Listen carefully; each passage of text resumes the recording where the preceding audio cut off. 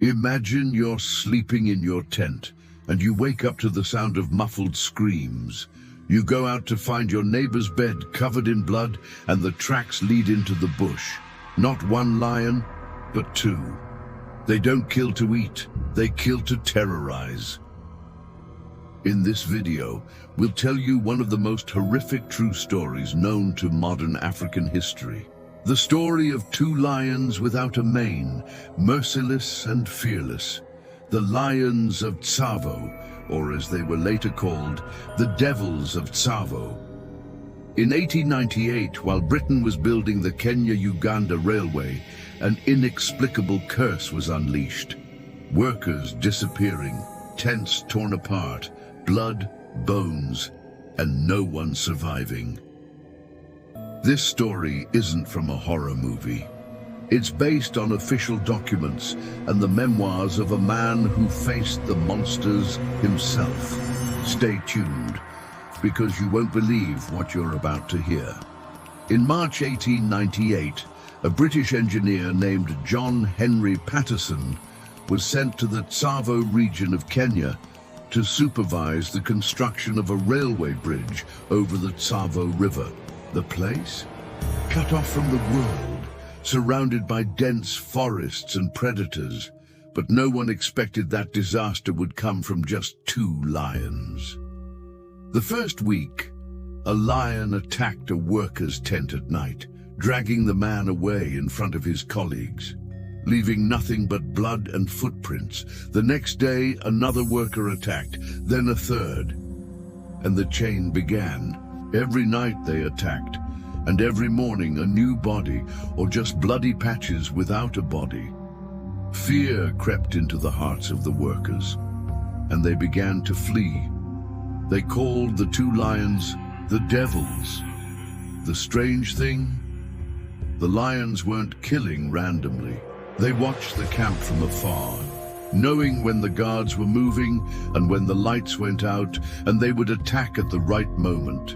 They would sneak silently, tearing down the tent walls, dragging their victims out, and then devouring them from just a few meters away. And they worked together, like a team of professional killers. Every trick failed. Digging holes, barricades, lighting fires, the lions would overcome everything. One night, one of them crept into a tent in the middle of the camp, surrounded by dozens of armed men, and dragged his victim out as if no one was there.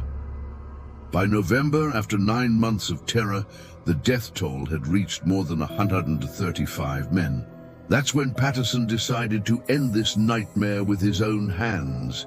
He set up an ambush using the body of a worker as bait and waited inside a wooden platform for days.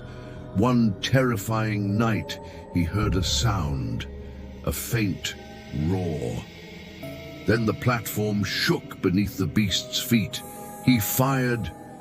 He hit one of the lions, but it fled. He followed it for days until he found it wounded and shot it with the fatal bullet in December 1898. 3 weeks later, the second lion was killed after a long battle. It was over 3 meters long and weighed nearly 230 kilograms.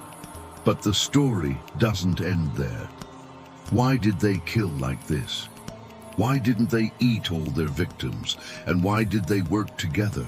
In 2001, the mummified skulls of the lions, now housed in a Chicago museum, were analyzed, and it was discovered that one of them had a painful inflammation in the jaw, which may have prevented it from hunting naturally, so it turned to humans as easy prey.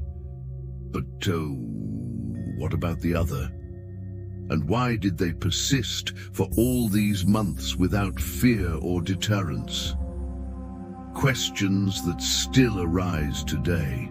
Perhaps the lions were hungry, or perhaps they were enjoying the kill. If this story surprised you, don't forget to support us by liking it, subscribing to the channel, and sharing the video with your loved ones. Write to us in the comments. Do you believe that animals can turn into serial killers? And if you lived there, what would you do? run away, or fight.